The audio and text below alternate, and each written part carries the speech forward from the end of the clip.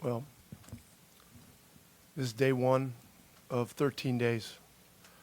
And remarkable resilience by our guys, hanging in, finding a way to get the thing to overtime, and then made enough plays. But it's a long series. We're not going to get too excited about this. We got things to clean up. They got things to clean up. Game two is going to be another war.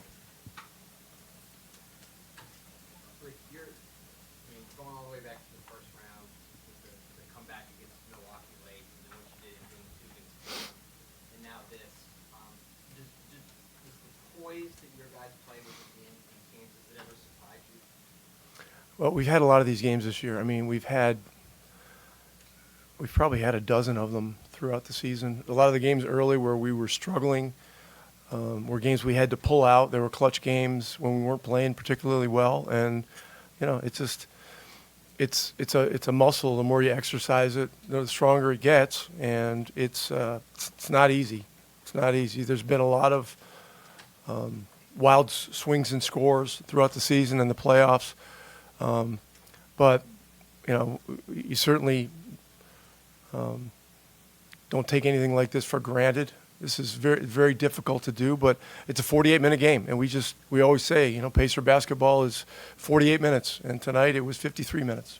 What did you make of Aaron's shot-making run in that last 5 minutes of the game? Well, Aaron, the thing that put him in position to do that was Shepard going in there and giving us, 7 or 8 really strong minutes, just playing at full capacity, picking up full, all that. It allowed Aaron a chance to rest a little bit. So he came back in the game fresh, and he had his legs. And I don't know how many he made down the stretch. Seemed like it was 5 or 6 or 7, 6. They were all very much needed. And look, NBA players are amazing. I mean, these guys get on a roll, and they do amazing things. And so, Brunson makes stuff like this look routine. Aaron got hot certainly at the right time. Rick, you obviously, this is about today's game and this year, but you're familiar with NBA history. Was there a part of you when Tyrese did the choke gesture and Reggie Miller's on the call do you appreciate the historical tie-ins here? I'm not getting into any of that stuff. Doesn't make any sense. This fan base is difficult enough to deal with without getting into a lot of unnecessary words. I mean, we have great respect for these guys. They beat us 2 out of 3 during the season. I've been watching them plow through great teams. It's day one of 13 days. Rick, when Tyrese's shot at the regulation was up in the air, did you think the game over? Did you think you had any chance of coming back? I mean, at first I thought he was behind the line, so I thought maybe the game was over. Everybody reacted,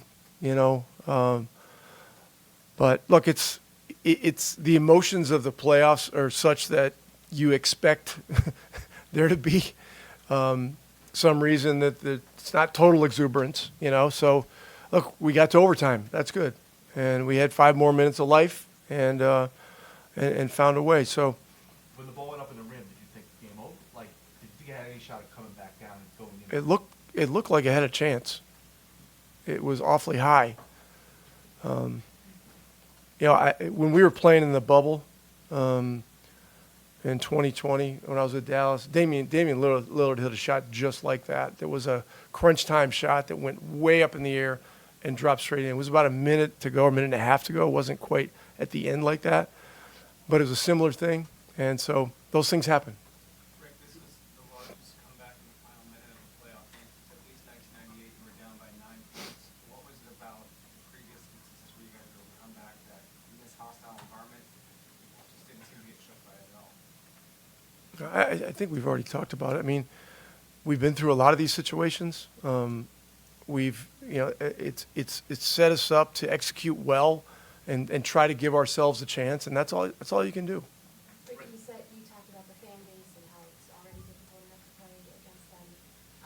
Do you wish Tyrese hadn't played the Listen, players can do what they want, and it's an emotional thing. It's not a big deal. It's not a big deal. I mean, we got to go out there. The place is unlikely to be any louder than it was tonight. I mean, it was crazy out there. And the environment, it never disappoints here. It never disappoints here. I mean, at this time of year, you want to go into the most hostile, the most difficult environments and test your mettle, you know, and go against Brunson and, you know, Cat and Bridges and these guys. I mean, this is a difficult time of the year, so it's not a big deal to me. Right, you're obviously going a 14. Tyrese has earned the right to do whatever he wants.